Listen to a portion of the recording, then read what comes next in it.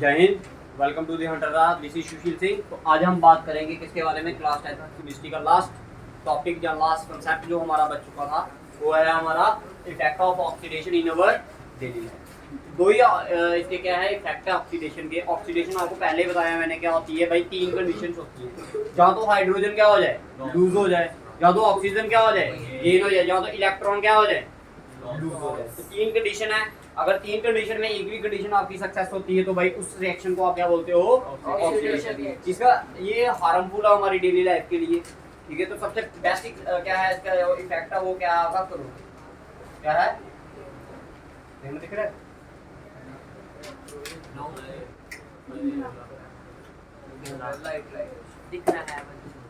ठीक है जी। पहला इफेक्ट है इसका क्या, क्रोजन, और दूसरा वाला है इसका क्या, रेंसिंग। पहले क्रोजन के बारे में पढ़ लेते हैं, उसके बाद तो लिखिए क्रोजन की डेफिनेशन लिखिए। देखो the process of slowly heating up of the metals by the atmospheric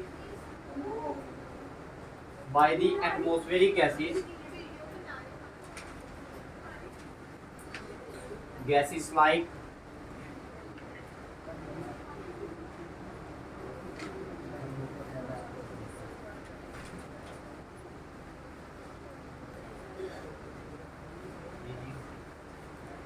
etc is called। देखिए क्या होता है भाई, कहता मेटल को खाना किसके द्वारा, एटमॉस्फेरिक गैसेस के द्वारा। लेकिन ये नहीं है कि आज आपने गेट बाहर लगाया कल को वो गायब हो जाए, वो क्रोजन नहीं है, वो चोरी है भाई, ठीक है जी। उसको धीरे धीरे खाना, कैसे, उसको धीरे धीरे थोड़ा जंग कहते हैं, जंग लगना डोगरी में बोलते हैं नहीं, तो उसी चीज को आप क्या बोलते हो, क्रोजन बोलते हो, ठीक है। ये नहीं बोलना कि भैया आज हमने गेट लगाया कल वो क्या हो गया, गायब हो गया, तो हमारे घर में क्रोजन हुई है। वो क्रोजन नहीं हुई, वो चोरी हुई है। क्लियर है, समझ आया? हाँ, धीरे धीरे।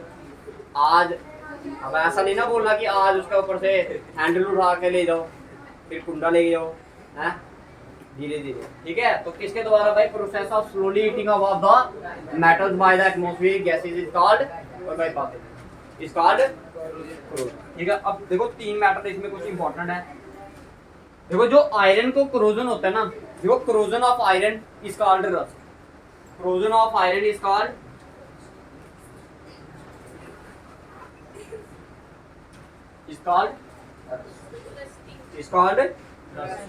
ठीक है।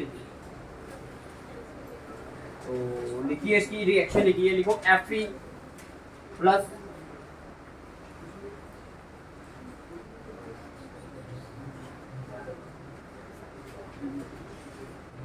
बात नहीं हुए plus x time H2O gives Fe2O3 XH2O, और ये सॉलिड स्टेट में है। इसी चीज को आप क्या बोलते हो, हाइड्रेटेड फेरिक ऑक्साइड भी बोलते हो। क्या बोलते हो, हाइड्रेटेड फेरिक,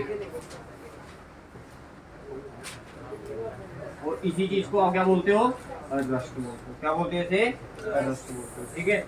और ये तो समझना ध्यान से, ठीक है। ये क्या था आपका आयरन पे ऑक्सीजन पड़ा, हवा तो थी ना, गेट कहाँ लगाओगे, वैक्यूम में कोई ना लगाओगे, आप खाली जगह कोई ना लगाओगे, हवा वगैरह होगी, एटमॉस्फेयर होगा, उधर रात को क्या पड़ी, ओस पड़ी, ठीक है। अब धीरे धीरे उसको क्या होने लग पड़ा, वो कलर क्या करने लग पड़ता है, धीरे धीरे रेडिश करने लग पड़ता है ना। उसी चीज को आप क्या बोलते हो, इसका एक नाम और भी है, इसको क्या बोलते हैं, हाइड्रेटेड फेरिक एंड नहीं है ये X टाइम H2, हमें पता नहीं ना कि कितने वाटर ड्रॉपलेट पड़े, ठीक है जी, समझ आया। ये अब ये बैलेंस कर लो इसको रिएक्शन को, ये ट्वाइस इसका अंदर लिख लीजिए, इधर 3/2 लिख लीजिए, ठीक है। ये हो गया।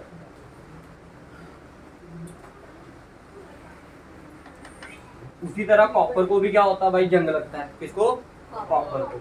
जब कॉपर को जंग लगता है तो भाई उसका कलर क्या हो जाता है, जो कलर होता है ना कॉपर का, वो क्या कैसा हो जाता है, ग्रीन हो जाता है। नाम लिख लेना इसका, ठीक है। जब कॉपर को जंग लगता है तो उसका कलर कैसा हो जाता है, ग्रीन हो जाता है, ठीक है। जब कॉपर को क्या लगता है, रस्ट नहीं बोलते, जब कॉपर की करोजन होती है तो उसका कलर क्या हो जाता है, कन्वर्ट ग्रीन में हो जाता है, ठीक है। उसी तरह आप बोल सकते हो सिल्वर का कलर कैसा हो जाता है, ब्लैक। डाले होते नहीं कड़े चांदी के, डाले होते नहीं, तो धीरे धीरे क्या होने लग पड़ते हैं, वो काले काले होने लग पड़ते हैं। दैट मीन उनकी क्या हो रही है, रस्टिंग हो रही है। क्या हो रही है उनकी, रस्ट हो रही है, ठीक है। और उसका कलर कैसा हो जाता है आपका, ब्लैक।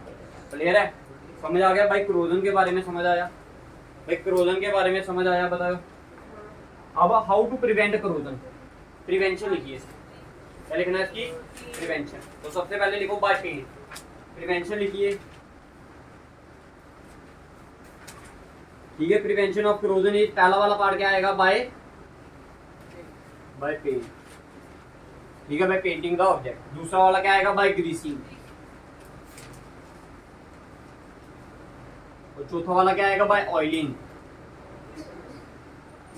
जैसे आपका मोटरसाइकिल वगैरह उसमें इंजन ऑयल वगैरह डालते हो ना, अगर नहीं डालोगे तो वो क्या कर जाएगा, उसका अंदर से इंजन जो होगा वो क्या कर जाएगा, टूट जाएगा, ठीक है। वो होती है नहीं घास कुतरने वाली मशीन होती है, उसमें काला तेल डालते हो आप, कौन सा, ये डालते हो नहीं। बेसिकली क्या होता है, वही जो मोटरसाइकिल में डाला होता है, वो बाहर जब यूज हो जाता है वो क्या हो जाता है, ब्लैक हो जाता है ना कलर उसका। तो उसको आप कहाँ डालते हो, घास कुतरने वाली मशीन होती है ना, उसके अंदर डाला जाता है, ठीक है। क्यों डाला जाता है, ताकि जो उसकी गरारी वगैरह है, बाल बेरिंग्स वगैरह है, वो क्या ना करें, टूटे ना।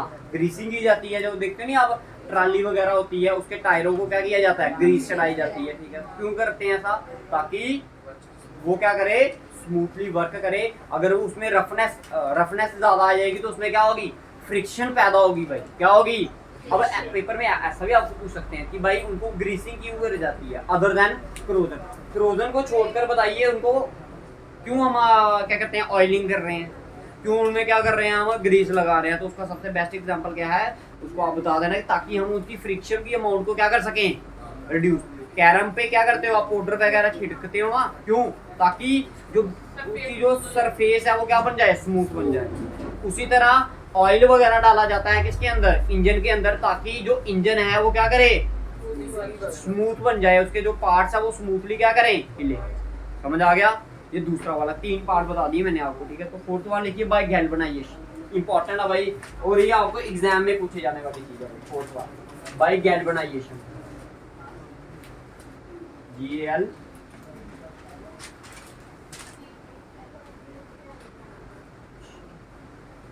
अब इसमें क्या होता है भाई, गैल्वेनाइजेशन का मतलब क्या होता है, इसमें एक मेटल की लेयर चढ़ाई जाती है। क्या करते हैं भाई, जिंक मेटल को पिघलाया जाता है। क्या किया जाता है, पिघलाया जाता है। एक मान लो क्या है, देखो मान लो ये क्या है, ये एक आपका कंटेनर है, इसमें क्या किया गया है, जिंक मेटल को क्या किया गया है, पिघलाकर इसमें डाला गया है। अब मान लो मैंने ये भी मेरा मार्कर है, ये किसका बना हुआ है, आयरन का बना हुआ है। किसका बना हुआ है, आयरन का। अब इस आयरन को क्या करेंगे, इसके अंदर डिप करेंगे। क्या किया, इसके अंदर डिप किया। जब इसके अंदर डिप किया भाई, तो इसके ऊपर एक लेयर चढ़ गई, किसकी, दूसरे मेटल की। जिंक की क्यों चढ़ाएगी भाई, क्योंकि जिंक जो है वो क्या है, कम रिएक्टिव है। जिंक क्या है, कम रिएक्शन करेगा किससे, एज कम्पेयर टू किसे, जिंक से, क्या कहते हैं, आयरन से। इसलिए फिर एक दूसरे मेटल की लेयर उसके ऊपर चढ़ाई जाती है, ताकि उसको क्या ना लगे, जंग ना लगे। तो पेपर में पूछते हैं भाई, गैल्वेनाइजेशन मेथड में किसकी दूसरी लेयर चढ़ाई जाती है, दैट इज क्लियर है। सभी को समझ आया। ये कुछ क्या थे इसके, ठीक है। ये टॉपिक इधर तक किया आपका, ठीक है जी, समझ आ गया। बिठा दूं, नेक्स्ट लिखिए रेंसिडिटी। देखिए definition, the oxidisation of rancidity की डेफिनेशन लिखिए, the oxidisation of oil and fat, the oxidisation of oils and fat in a food, the oxidation of oils and fat in a food resulting into a bad smell,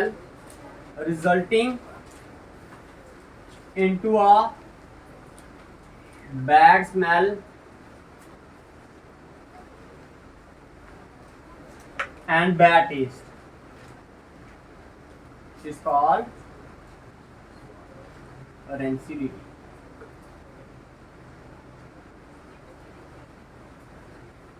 अब कहने की बात क्या है भाई, देखो रेंसिडिटी क्या है भाई, एक ऐसा ऑक्सीडाइजेशन का इफेक्ट है जिसमें क्या होता है, जो हमारे खाने में क्या प्रेजेंट होते हैं, ऑयल्स और फैट प्रेजेंट होता है, उसको वो क्या कर देता है, ऑक्सीडाइज कर देता है। क्या कर देता है, ऑक्सीडाइज, जिसके कारण उनका जो स्मेल होती है वो भी क्या हो जाती है, बैड हो जाती है, चेंज हो जाती है, और उसका टेस्ट भी क्या हो जाता है, चेंज।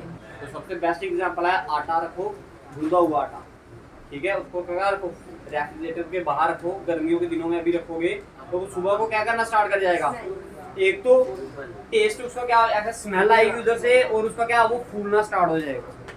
फूलना इन द सेंस कि उसमें ऑक्सीडाइजेशन हो रही है भाई, ऑक्सीजन बढ़ रहा है उसके अंदर, ऑक्सीडाइज मतलब ऑक्सीजन क्या हो रहा है उसमें, गेन हो रहा है। जब ऑक्सीजन बढ़ेगा तो उसकी टेस्ट क्या हो जाएगा, ठीक है। अगर और बताऊं आपको तो जैसे आप कुरकुरे वगैरह खाते हो या लेस वगैरह खाते हो, तो वो क्या होते हैं, बंद होते हैं ना, अगर उसको आप खुले रखोगे, एक दिन खुले रखोगे, वो क्या हो जाएंगे, क्रिस्पी से क्या हो जाएंगे, वो बोलते हैं नहीं डोगरी में सिल्ले हो जाते हैं, बोलते हो नहीं, तो वैसे हो जाएंगे, तो उनका टेस्ट क्या हो जाएगा, ठीक है, एक अलग हो या टेस्ट भी उनका क्या हो जाएगा, वो क्रिस्पीनेस ना रहेगा, वो क्या कहते हैं, वो उसमें से एक क्या स्मेल तो चलो एक दो दिन में तो आती है, ठीक है, उसमें तो लेकिन उसका जो टेस्ट होता है वो क्या हो जाता है, खराब हो जाता है। क्लियर है, समझ आया, ये किसकी बात की मैंने। अब इसके मेथड के, अब देखो सिंपल सी बात है, रेंसिडिटी क्या है, oxidisation of oils and fat present in oil और फैट जो प्रेजेंट होते हैं फूड में, उनकी ऑक्सीडाइजेशन को क्या बोलते हो आप, क्लियर है, कंप्लीट है। अब इसकी प्रिवेंशन लिखिए, प्रिवेंशन इंपॉर्टेंट है, कैसे प्रिवेंट किया जाता है, बाय रेफ्रिजरेशन, फ्रिज के अंदर लगा दो भाई, वो चीज आपकी खराब नहीं होगी। रखते हो नहीं आप सब्जी वगैरह, कहाँ रखते हो, गर्मियों के दिनों में तो वैसे भी कहाँ रखते हो आप, ठीक है। दूसरा लिखिए, अब देखो जो कुरकुरे वगैरह होते हैं या पैकिंग वगैरह होती है, उनमें किसमें ऑक्सीजन नहीं डाला होता, क्योंकि ऑक्सीजन से तो हमें बचाना है, क्या डाली होती है उसमें, नाइट्रोजन, बाय नाइट्रोजन फिलिंग। समझ आ गया दूसरा वाला बात। तीसरा लिखिए वैक्यूम पैकिंग।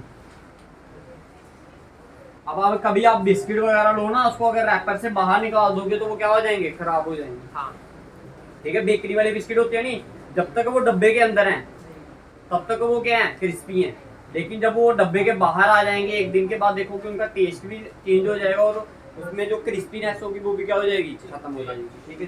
ये दूसरा पता है, देखो by adding antioxidation elements, by adding anti oxidation oxidants, by adding antioxidants.